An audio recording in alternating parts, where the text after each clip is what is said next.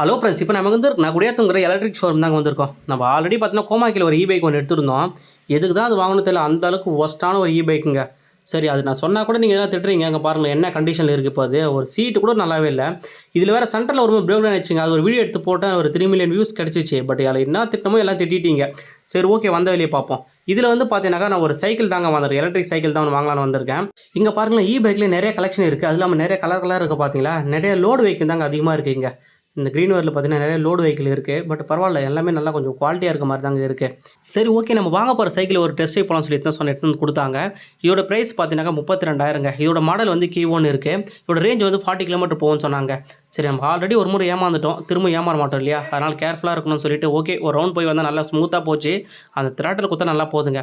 சரி, எதுக்கும் ஓகே, ஒரு முறை வந்து ஃப்ளிப்கார்ட்டில் செக் பண்ணி பார்க்கலாம். செக் பண்ணி பார்த்தாக்கா 24,500 தான் இருக்குது. ஒருவேளை இது ரேஞ்சு கம்மியாக இருக்குமா என்னன்னு தெரியல. கொஞ்சம் தெரிஞ்சால் கமெண்ட் பண்ணுங்கள்.